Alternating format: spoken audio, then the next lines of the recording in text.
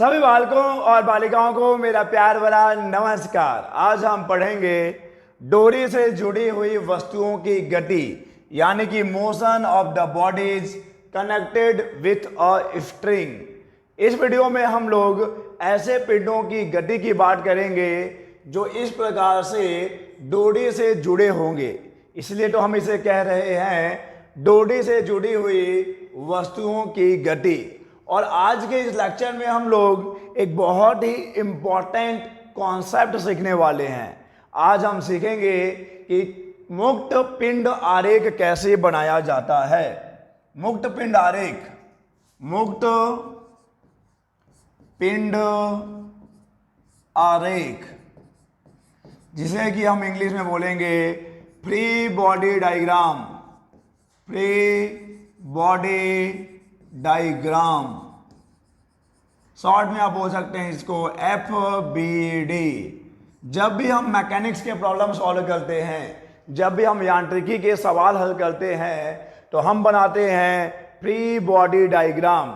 और बहुत ही जल्द कुछ क्षणों में आपको पता चल जाएगा कि मुक्त पिंड आरेख कैसे बनाया जाता है, फ्री बॉडी डायग्राम क्या होता है। तो चलिए स्टार्ट करते हैं आज का ये लेक्चर और पढ़ते हैं डोरी से जुड़े हुए वस्तुओं की गति के बारे में। और ये है हमारा पहला स्थिति नंबर 1, जिसमें कि दो पिंड हैं। एक पिंड है M1 और एक पिंड है M2। जरा ध्यान दीजिएगा, दो पिंड हैं, एक है M1 और एक है M2। ये अच्छा, एक कंडीशन भी है कि M1 बड़ा है M2 से, M1 बड़ा है M2 से। हमेशा ऐसा जरूरी नहीं है, M2 भी M1 से बड़ा हो सकता है, लेकिन यहाँ पे जो कंडीशन दिया गया है कि M1 बड़ा है M2 से, तो M1 बड़ा है M2 से। और दोनों ही पिंड एक डोरी से जुड़े हुए हैं और ये डोरी एक पुल्ली से पास हो रही है, एक पुल्ली से लटक रही है। ये डोरी बहुत आसान है, देखिएगा आप। ये चलिए, ये है डोरी यानी कि ये है स्ट्रिंग। इस स्ट्रिंग में के एक साइड में आपका है M2 द्रव्यमान का एक पिंड और दूसरे साइड में है M1 द्रव्यमान का पिंड। M1 द्रव्यमान का पिंड इस साइड है और M2 द्रव्यमान का पिंड दूसरे साइड में लटक रहा है। और अब देखिए, क्योंकि M1 का द्रव्यमान M2 से ज़्यादा है, इसलिए M1 ज़्यादा नीचे है। अगर M2 का भार ज़्यादा होता, अगर द्रव्यमान ज़्यादा होगा तो भार भी ज़्यादा होगा। तो अगर M2 का द्रव्यमान ज़्यादा होता तो M2 नीचे होता। क्लियर है। और देखिए, ऐसे स्थिति में हमको करना क्या है, हमको दो चीज़ें ज्ञात करनी है। पहला, एक, ये जो निकाय है, इस निकाय का त्वरण कितना होगा, तो हमें ज्ञात करना होगा त्वरण यानी कि A। और दूसरा हम ज्ञात करेंगे कि ये जो डोरी है, ये जो स्ट्रिंग है, इसमें कितना टेंशन यानी कि कितना तनाव है। तो हम बात करेंगे तनाव की। तो हमको दो चीजें ज्ञात करनी है।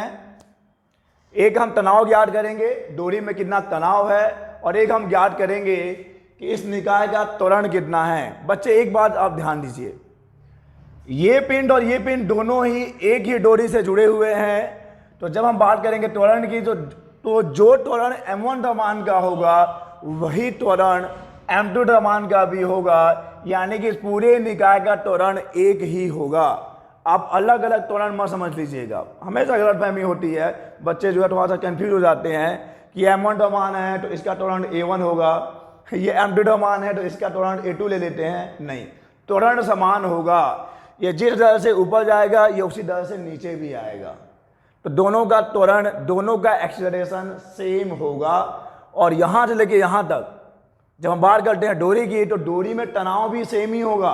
ये नहीं कि यहाँ पर ज़्यादा द्रव्यमान है तो यहाँ पे ज़्यादा तनाव होगा और यहाँ पे कम द्रव्यमान है तो कम तनाव होगा, ऐसा नहीं होता है। जब तक कि एक डोरी के दो सिरों पर अगर दो द्रव्यमान है तो इस यहाँ से लेके यहाँ तक का जो तनाव होगा वो समान ही होगा।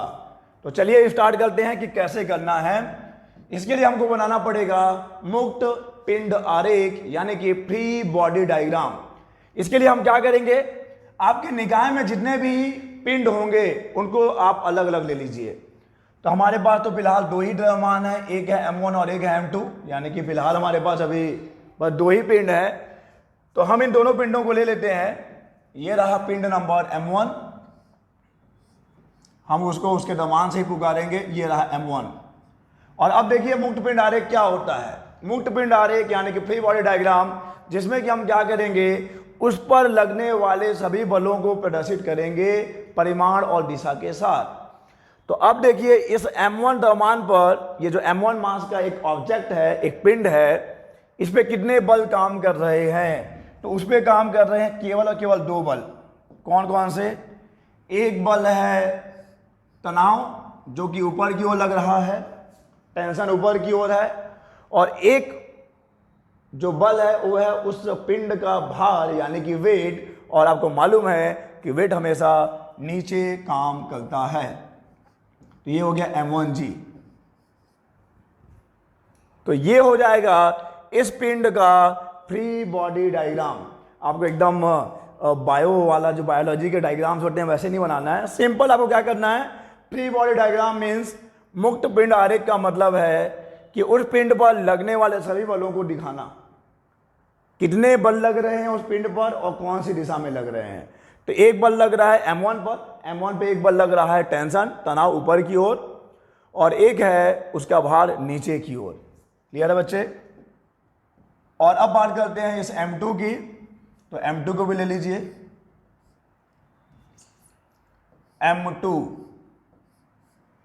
M2 पे भी दो ही बल काम कर रहे हैं। एक है फोर्स नीचे की तरफ जो कि उसका वेट है, और एक है टेंशन ऊपर की तरफ, टेंशन ऊपर की तरफ। आप जरा इमेजिन करके देखिए, जब भी आपको डाउट होता है, देखिए फिजिक्स में डाउट क्यों होता है, भौतिकी में आपको समस्या इसलिए है क्योंकि आप उसका जवाब जो है सिर्फ किताबों में ढूंढना चाहते हैं। ये किताब का सब्जेक्ट नहीं है, इसको आपको उस किताब से निकाल कर अपने वास्तविक, अपने व्यवहारिक जीवन में लाना पड़ेगा। आप खुद सोच कर देखिए, अगर आपके पास एक रस्सी है और उससे आप एक पत्थर को बांध देते हैं, तो ये तो स्वाभाविक है कि पत्थर का भार जो तो नीचे ही लगेगा। लेकिन अगर गलती से रस्सी टूट जाती है तो रस्सी नीचे जाएगी कि ऊपर जाएगी? तो आपको मालूम है रस्सी जो ऊपर की ओर जाती है, क्योंकि तनाव किधर लग रहा है, तनाव ऊपर की ओर लग रहा है। क्लियर है बच्चे? तो ये दोनों चीजें क्लियर हो गई हैं। और अब हमको ये भी मालूम है कि ये जो पिंड है नीचे आ रहा है, यानी इसका त्वरण नीचे की ओर है, और ये पिंड ऊपर जा रहा है यानी इसका त्वरण ऊपर की ओर है। और जहां पे त्वरण होता है वहां पे बल भी होता है, परिणामी बल भी होता है। और परिणामी बल के लिए न्यूटन का द्वितीय नियम भी है, Newton second law of motion. परिणामी बल का फॉर्मूला सबको मालूम है, F बराबर ma होता है, द्रव्यमान इंटू त्वरण। लेकिन ये जो परिणामी बल है वो कैसे मिलेगा? ये मिलेगा उस पिंड पर लगने वाले सभी बलों के अंतर, सभी बलों का आप अंतर निकालेंगे तो आपको मिलेगा परिणामी बल। ठीक है, तो चलिए हम बात करते हैं। पहले बात करेंगे हम लोग पिंड पहले की, यानी पिंड 1 की। तो चलिए बात करते हैं पिंड M1। तो पहले हम बात करेंगे पिंड M1 की। तो ये रहा आपका एक द्रव्यमान, और ये रहा उस पर लगने वाला भार जो कि नीचे ही लगेगा, और ये लगेगा आपका तनाव ऊपर की ओर। और क्योंकि ये नीचे आ रहा है तो त्वरण जो है नीचे की ओर है। देखो बच्चे, नीचे आ रहा है मीन्स भार का मान ज्यादा होगा, तभी तो नीचे आ रहा है। तो हम क्या करेंगे, M1G, और एक बल ऊपर लग रहा है जो कि तनाव है, तो इसको इसमें से माइनस कर देंगे। और इन दोनों का अंतर ही क्या होगा? इन दोनों का अंतर ही होगा परिणामी बल, परिणामी बल। लेकिन अगर हम लोग न्यूटन के गति के द्वितीय नियम से देखें तो किसी भी पिंड पर लगने वाला जो परिणामी बल होता है, जो नेट फोर्स होता है, वो कितने के बराबर होगा? ये होता है द्रव्यमान इंटू त्वरण। तो त्वरण तो A है, लेकिन इसका जो मास है, जो द्रव्यमान है, उसको हमने M1 लिया है। तो M1A बराबर M1G माइनस T। और इस समीकरण को आप नाम चाहे जो दे दें, पहला ही देंगे, स्वाभाविक सी बात है, समीकरण नंबर 1, तो कोई दिक्कत नहीं है। अब देखिए, अगर आपको ऐसे क्वेश्चन बनाने भी होंगे तो वहां पर M1 का कुछ मान होगा, M2 का कुछ मान होगा, तो जब आप इसके डेरिवेशन को करते हैं तो इसके न्यूमेरिकल्स भी अपने आप समझ में आ जाते हैं, क्योंकि अलग अलग कंडीशन के लिए हम लोग डेरिवेशन करेंगे। तो जब आपको न्यूमेरिकल दिया जाएगा तो बस वहाँ पे आंकिक मान आ जाएगा, तो कोई दिक्कत होने वाला नहीं है। और चलिए अब बात कर लेते हैं पिंड M2 की। पिंड M2 के लिए बात करते हैं। और जब हम लोग बात करेंगे पिंड M2 की तो देखिए क्या क्या होने वाला है, कुछ खास नहीं। ये रहा आपका M2 और भार तो नीचे की ओर लगेगा, तो वेट को लगा दीजिए नीचे की ओर M2G। भार मालूम है ना बच्चे क्या होता है, भार बराबर होता है M इंटू जी, द्रव्यमान इंटू त्वरण, पृथ्वी त्वरण। और ये रहा ऊपर की ओर लगेगा तनाव, और ये पिंड जा गिर रहा है, ये जो बॉडी है ऊपर की ओर जा रही है, ये पिंड ऊपर जा रहा है, तो इसका त्वरण है ऊपर की तरफ। तो इसमें परिणामी बल कितना होगा बच्चे, ये हो जाएगा T माइनस M2G। परिणामी बल, एक बल ये लग रहा है टेंशन ऊपर की ओर और वेट लग रहा है नीचे की ओर, तो दोनों का जो अंतर है वही तो परिणामी बल है, T माइनस M2G। और ये किसके बराबर होगा, न्यूटन के गति के ड्यूटी नियम से ये ma के बराबर होगा, लेकिन इसका द्रव्यमान है कितना, M2। तो ये हो जाएगा M2a बराबर T माइनस M2G।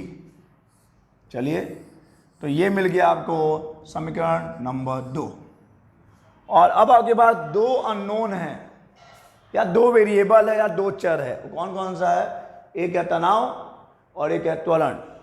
तो दो वेरिएबल्स हैं, दो इक्वेशंस हैं, तो आप इन दोनों को सॉल्व करके T और A का मान ज्ञात कर सकते हो। चलिए ज्ञात करते हैं। हम लोग क्या कर सकते हैं, हम लोग काम ये कर सकते हैं कि यहां से भी टेंशन का मान निकाल लीजिए। तो ये हो जाएगा M1A, और इसको इधर लाओ और इसको इधर ले जाओ, तो ये कुछ ऐसा हो जाएगा।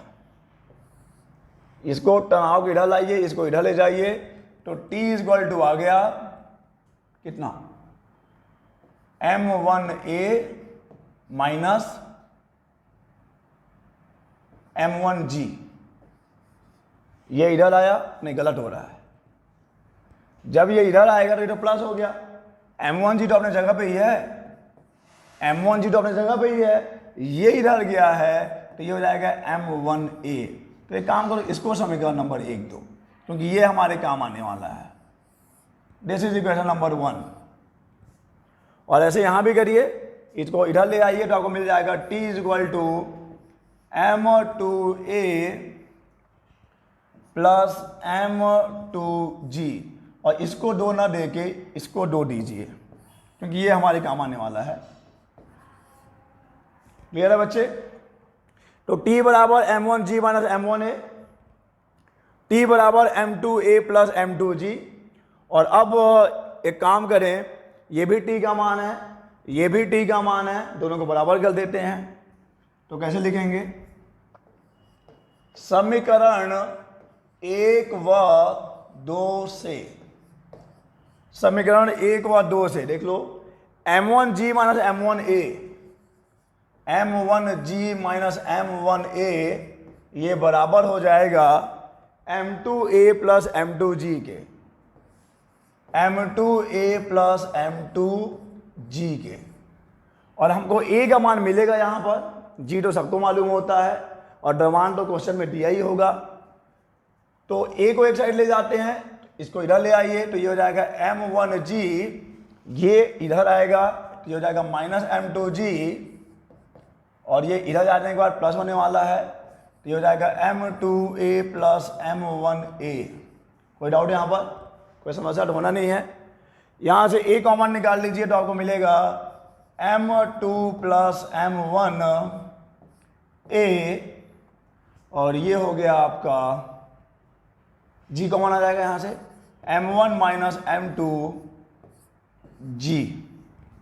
और A का मान आपके सामने है बच्चे, A is equal to M1 plus M2, नहीं ये तो इधर आ गया है, या कि डिवाइड होगा, यानी ऐसा नहीं होगा, ये होगा M1 माइनस M2, ये इधर आके डिवाइड होने वाला है ना, तो M1 minus M2 divided by M2 plus M1। इसको आप m1 प्लस m2 भी लिख सकते हो, कोई दिक्कत नहीं है, प्लस जो है उसको इधर उधर लिख सकते हैं। m1 minus m2 divided by m2 plus m1, और यहाँ पे g का इंटू भी तो है, तो ये आ गया त्वरण का मान। ये आपको मिल गया है त्वरण का मान, देखिए जो कि आपके सामने है। a बराबर m1 minus m2 divided by m2 plus m1 into G.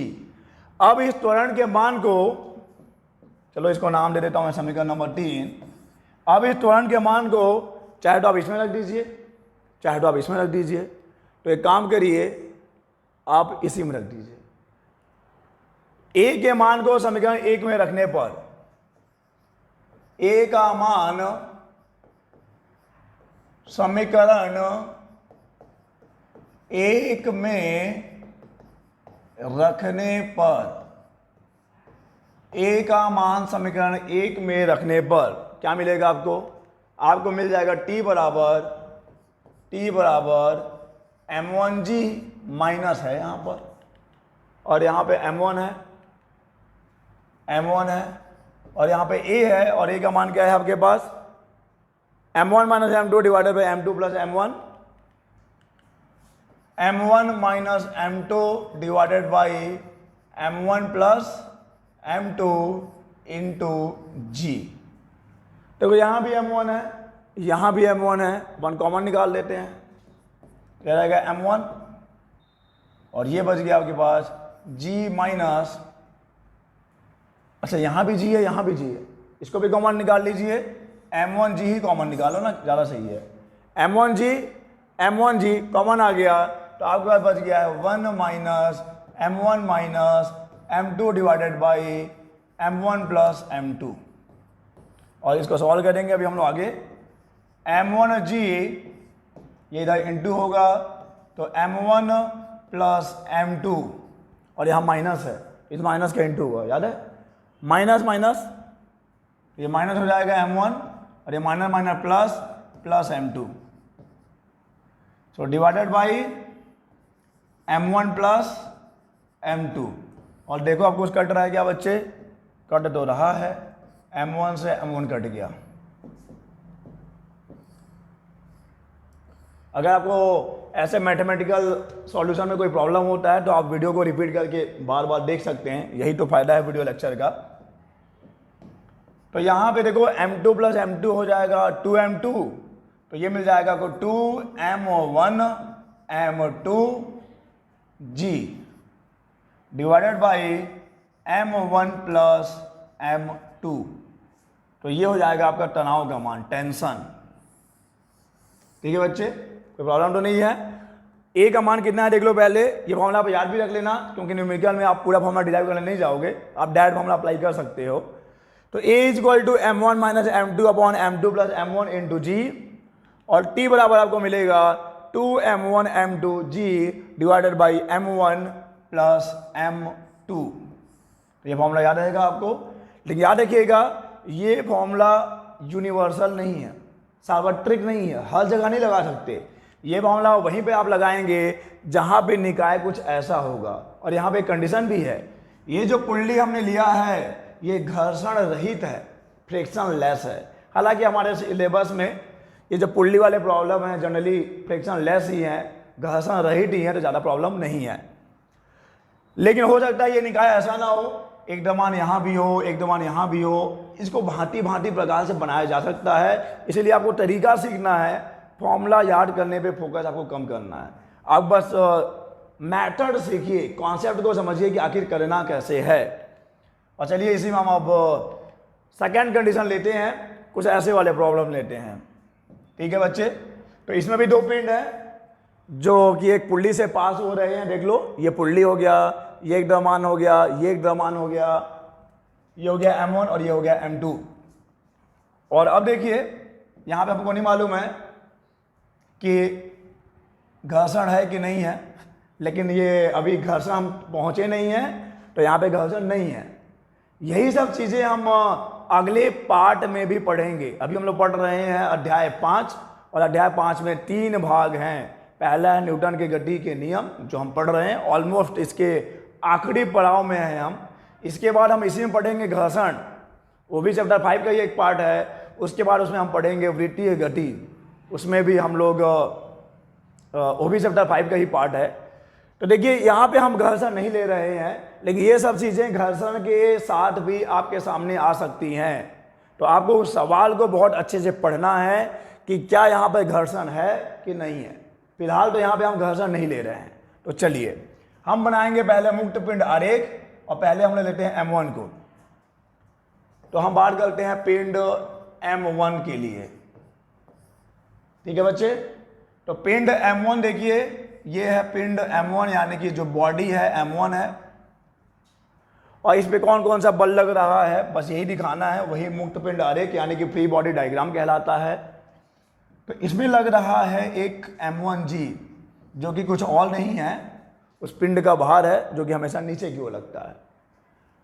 और देखिए ये जो पिंड है इस रस्सी से या इस डोरी से या इस स्ट्रिंग से लटक रही है, यानी टेंशन ऊपर लगेगा, तो टेंशन ऊपर लग गया, ठीक है बच्चे। तो ये हो गया M1G और ये हो गया टेंशन।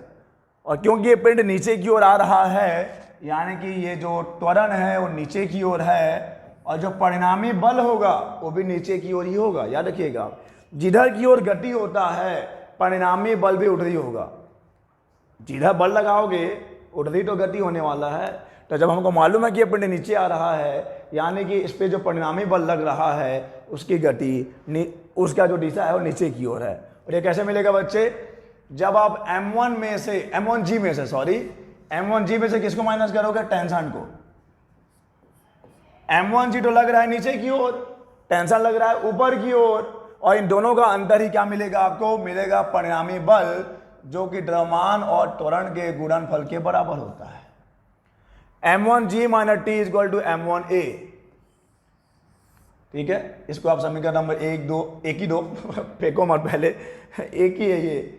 इसके बाद हम बात करते हैं इस वाले पिंड की, और यहाँ पे एक और आपको नया चीज देखने को मिलने वाला है। तो पिंड M1 में तो कोई प्रॉब्लम नहीं है बच्चे। पिंड M1 में तो बस एक बल लग रहा है नीचे की ओर, एक बल लग रहा है ऊपर की ओर, और दोनों का अंतर ही क्या मिलेगा आपको, नेट फोर्स यानी कि परिणामी बल मिलेगा, टोटल फोर्स मिलेगा, जो कि दिया जाता है न्यूटन के गति के द्वितीय नियम से, बल और त्वरण और द्रव्यमान के गुणनफल के बराबर। चलिए आगे बढ़ेंगे, M2 की बात करते हैं। पिंड M2 की बात करते हैं। पिंड M2, इसका भी पहले FBD बना लीजिए, फ्री बॉडी डायग्राम बना लीजिए। फ्री बॉडी डायग्राम, मुक्त पिंड आरेख। क्या क्या लग रहा है देखो, ये जो टेंशन है बच्चे क्या उधर लगेगा ना, टेंशन किधर लग रहा है, टेंशन उधर की ओर लग रहा है, ये है टेंशन, ठीक है। टेंशन इधर है तो इसको खींच रहा है बच्चे, बोलना नहीं। अब ये मन बोलना कि टेंशन इधर लगेगा, टेंशन इधर लगेगा, टेंशन के जो डायरेक्शन इधर है, और यही टेंशन जो है उसको आगे की ओर खींच रहा है। भार किधर लगेगा बच्चे, भार लगेगा नीचे की ओर। किसी भी पिंड का भार लगता है नीचे की ओर, किसी भी पिंड का भार नीचे की ओर लगता है। और अब यहाँ पे एक बात समझिए, ये जो वस्तु है ये M1 है ना, ये M2 है, सॉरी एक बार देखना होगा मेरे को, ये M2 है, गलती हो रहा है मेरे से, ये M2 है। तो यहाँ पे ये M2 होगा, ये M2 द्रव्यमान की बात हो रही है, क्लियर है ये। तो M2G नीचे लगेगा, तनाव उधर की ओर जा रहा है क्योंकि वही तनाव इसको खींच रहा है। अगर पिक्चर के हिसाब से देखें तो दाईं ओर। और अब देखो बच्चे, क्योंकि ये पिंड एक सतह पर रखा हुआ है, टेबल पे रखा हुआ है, एक सरफेस पे रखा हुआ है, जहाँ पे भी कांटेक्ट होता है सरफेसेस का, वहाँ पे न्यूटन के गतिज नियम आ जाता है, यानी कि Newton's third law of motion. Every action has equal and opposite reaction. प्रत्येक क्रिया के बराबर और विपरीत प्रतिक्रिया लगती है। तो जब ये पिंड इस टेबल पर अपना भार लगा रहा है नीचे की तरफ, जब ये पिंड अपना भार लगा रहा है उस टेबल पे नीचे की ओर, तो टेबल क्या करेगा, टेबल धसक नहीं जाएगा, नहीं, क्योंकि वो उठना ही प्रतिक्रिया बल ऊपर की ओर भी लगा रहा है, जिसको हम बोलते हैं रिएक्शन फोर्स। तो याद रखिए, यहां पे रिएक्शन क्यों नहीं लग रहा है, क्योंकि यहां पे वो किसी के ऊपर अप्लाई नहीं हो रहा है, ये किसी सतह के ऊपर नहीं है। जब कांटेक्ट होता है सरफेसेस का, ये किसी को दबा रहा है क्या, या किसी के ऊपर फोर्स लगा रहा है, या किसी और वस्तु के ऊपर अपने बल को आरोपित कर रहा है? नहीं, ये ऐसा बिल्कुल नहीं कर रहा यहां पे। लेकिन ये कर रहा है, ये इस टेबल पे रखा हुआ है और ये अपना भार उस टेबल पे लगा रहा है। तो M2G उस टेबल पे लगेगा और टेबल क्या करेगा, उतना ही प्रतिक्रिया बल ऊपर की ओर लगाएगा। तो यहां पे लगेगा एक प्रतिक्रिया बल जिसका नाम देंगे हम R। अब कैपिटल N से भी दिखा सकते हो, नॉर्मल रिएक्शन इसको नाम दिया जाता है, हिंदी में बोलते हैं अविलंब प्रतिक्रिया। अविलंब प्रतिक्रिया, नॉर्मल रिएक्शन। और ये आपको सीखना है, बहुत जरूरी। जहां भी दो सरफेस कांटेक्ट में होंगे, यानी कि एक वस्तु दूसरे वस्तु पे बल लगा रहा होगा, तो याद रखिएगा दूसरा वस्तु पहली वस्तु पे भी उतना ही बल लगाएगा विपरीत दिशा में। तो M2G लग रहा है नीचे उस टेबल पर और टेबल लगा रहा है एक अविलंब प्रतिक्रिया ऊपर की ओर। तो यहाँ पे कौन किसके बराबर होगा, R बराबर होगा M2G के, उसको होना भी है। और यहाँ पे इसका कोई यूज नहीं है क्योंकि गति जो है इधर हो रही है, ऊपर नीचे तो गति हो नहीं रही है। तो यहाँ पे देखिए अभी T किसके बराबर बच्चे, ये T ही है परिणामी बल, और तो कोई बल है ही नहीं। अगर इस दिशा में देखा जाए तो इस दिशा में केवल एक बल लग रहा है उस पिंड पे, जो है कि है T। तो ये T किसके बराबर हो जाएगा, ये T बराबर हो जाएगा M2A के। और मैंने एक चीज़ जो गौर फरमाई है, ये यहाँ पे T जो लिखा हुआ है M1G, ये गलत लिखा हुआ है, इसको होना चाहिए T इक्वल टू M2A। इसको हटाइए यहाँ से, T इक्वल टू M2A। देखो कैसे है, समझने वाली बात है कैसे। यह टेंशन ही तो इसको इधर ले जा रहा है, यानी इस वस्तु पर इस दिशा में दाईं ओर एक ही बल लग रहा है और वही परिणामी बल भी है। और न्यूटन के गति के ड्यूटी नियम से देखा जाए तो परिणामी बल किसके बराबर होता है, W इंटू त्वरण। तो T बराबर हो जाएगा M2A, T बराबर हो जाएगा M2A। तो ये मिल गया आपको समीकरण नंबर 2 और यहाँ पे मिल गया आपको समीकरण नंबर 1। तो यहाँ से T का मान निकाल लेते हैं। T बराबर क्या हो जाएगा, इसको इधर लाइए, ये हो जाएगा M1G माइनस, इधर आके माइनस हो जाएगा M1A is equal to T। ये भी T का मान है, दिख रहा है बच्चे, और ये भी T का मान है, दोनों को बराबर कर दीजिए। तो समीकरण 1 व 2 से लिखते हैं, समीकरण 1 व 2 से यहाँ पे T बराबर है बस M2A। तो M2A बराबर हो जाएगा किसके, इस पूरे मान के, ये भी T के मान है ना। तो M1G minus M1A, M1G minus M1A। और याद रखिएगा यहाँ पे अपने घर्षण की बात नहीं करी है, अगर घर्षण की बात कर रहे होते तो विपरीत दिशा में एक बल लगता। घर्षण बल हमेशा गति के विपरीत लगता है। ये वस्तु दाईं ओर खिसक रही है तो घर्षण बल किधर लगता, बाईं ओर लगता। और घर्षण बल का मान होता है म्यू इंटू आर, जहाँ पे म्यू है कोएफिशिएंट ऑफ फ्रिक्शन, यानी कि घर्षण गुणांक। और घर्षण गुणांक में अगर आप अविलंब प्रतिक्रिया का इंटू करते हैं तो आपको मिलता है घर्षण बल। लेकिन यहाँ पे हम घर्षण नहीं ले रहे हैं बच्चे, तो यहाँ पे आप टेंशन मत लीजिए, हम लेंगे, लेकिन वक्त आने पे हम घर्षण भी लेंगे, वो वक्त भी आएगा। चलो तो पहले इसको सॉल्व करें। हमको क्या चाहिए, त्वरण का मान चाहिए। त्वरण का मान तो सामने ही है, इधर सामने दिख, अच्छा ये भूल गया मैं, कुछ तो है यहाँ पर, यहाँ पे M1G माइनस M1A है ना, ठीक है, M1G माइनस M1A। A का मान चाहिए, इसको इधर लेकर आइए। तो ये हो गया M2A plus M1A is equal to M1G। और यहाँ से A कॉमन आ जाएगा, तो ये मिल गया आपको M2 plus M1 is equal to M1G। और ये मिल गया आपको A is equal to M1 divided by M1 plus M2, और इसमें 2 कर दीजिए आप G का। तो ये मिल गया त्वरण का फॉर्मूला। ठीक है बच्चे, और अब आपको निकालना है टेंशन। तो अगर आपको टेंशन निकालना है तो एक टेंशन मत लीजिए, बस एक काम करिए कि आप इस A के मान को यहाँ रख दीजिए। ये ज़्यादा आसान है, यहाँ भी रख सकते हो, लेकिन फिर आपको थोड़ा सा ज़्यादा मेहनत करना पड़ेगा। यहाँ पे कोई मेहनत नहीं है।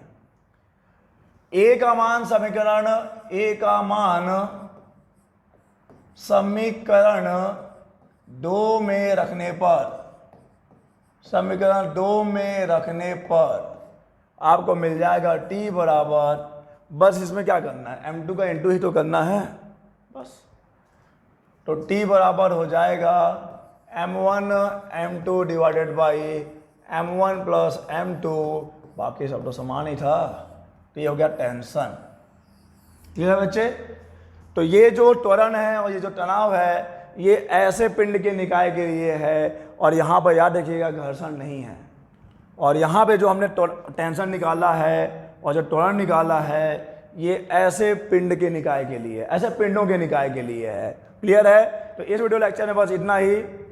हम लोग मिलेंगे अपने अगले वीडियोस में इन्हीं टॉपिक के साथ, लेकिन वहाँ पर हम अपने प्रॉब्लम्स को, अपने सिस्टम को, अपने निकाय को थोड़ा सा और मुश्किल बना देंगे और थोड़ा सा कॉम्प्लेक्स बना देंगे। तो चलिए तब तक के लिए अलविदा।